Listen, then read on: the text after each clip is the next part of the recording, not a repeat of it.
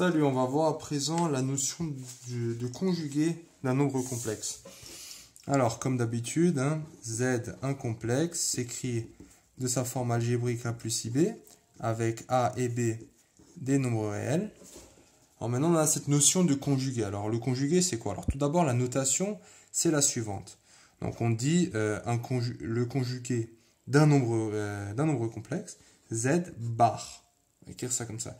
Et ça, par définition, ça va être égal à A moins IB. Qu'est-ce qu'on observe avec cette définition? Alors, tout simplement, on va déjà remarquer que la partie est réelle. Donc, celle-là, elle ne change pas. Tu vois, ce A est exactement égal à ce A. Par contre, la partie imaginaire, elle change. Là, on avait plus IB. Et en fait, là, on remarque quoi? On a moins IB. Donc, on a juste un changement au niveau de la partie imaginaire. Très bien. Donc, si on fait un petit résumé, donc on a quoi? On a le conjugué de A ou de B, ça va être égal à lui-même. Par contre, le conjugué de I, ça va être égal à moins I. Donc, grosso modo, c'est ça.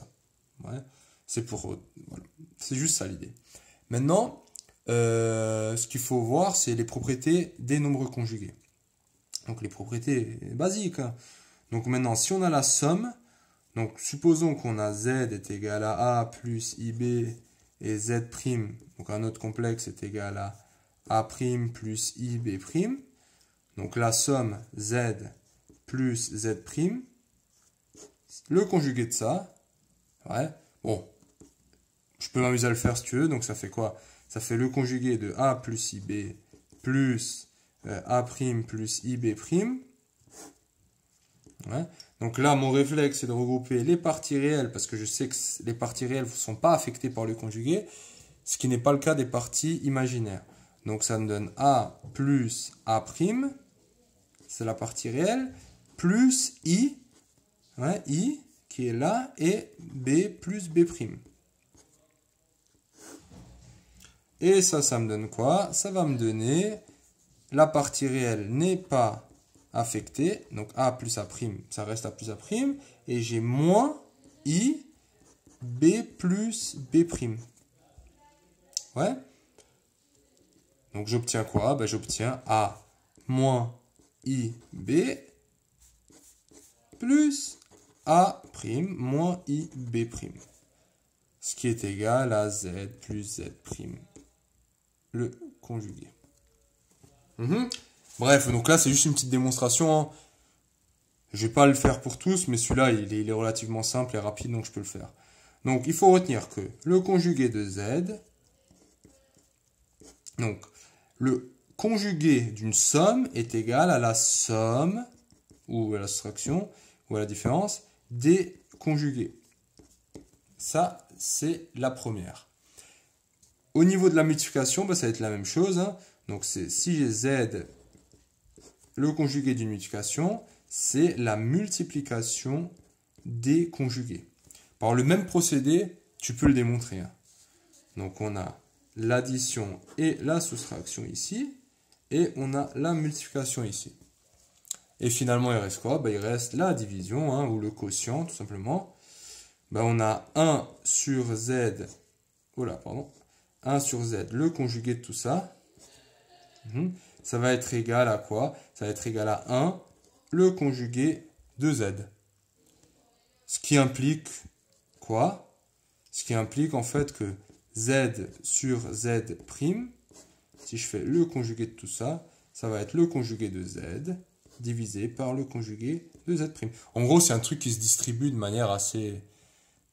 ce qu'on a envie de dire logique. Ça tombe bien parce que ça se démontre facilement. Donc oui, c'est en effet, tu peux dire que ça se fait de manière assez logique. Voilà, très bien. Donc tout simplement, les propriétés essentielles à connaître au niveau du conjugué. Petit exemple, si on a ZA est égal à 4 plus 3i, on a quoi? ZA, ça fait 4 moins 3i. Voilà, pas plus compliqué que ça. Tiens, on pourrait voir graphiquement ce que ça donne le conjugué. Donc on va prendre cet exemple-là. Voilà mon plan complexe. je place ces points. Donc 4, écoute, ça m'emmerde un peu, donc je vais partir sur 2. Juste parce que là, j'aurai pas de place. Donc 4 plus 2i. Donc 1, 2, 3, 4, 2i, 1, 2. Moins 1, moins 2. Donc 4 plus 2i, donc j'ai 4, tac, et je l'ai ici. Donc ça, j'ai le point A. Et maintenant, on regarde le conjugué. Donc j'ai 4 moins 2i. Donc je vais me retrouver où? Je me retrouve ici en fait. Donc là, on va dire A conjugué. Je vais m'amuser à l'écrire comme ça maintenant. Alors, qu'est-ce que c'est? En fait, on remarque quoi? Que le conjugué, c'est tout simplement une transformation qui va faire une quoi? Ça, c'est une symétrie. C'est justement une symétrie axiale. Et ça, c'est mon axe de symétrie, si tu vois bien. Ouais. Qui est l'axe des réels. Ah, c'est très bien. Donc voilà, donc le conjugué, c'est juste une symétrie axiale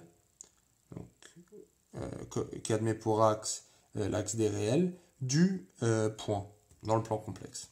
Donc voilà, histoire que tu comprennes aussi un peu graphiquement ce qui se passe.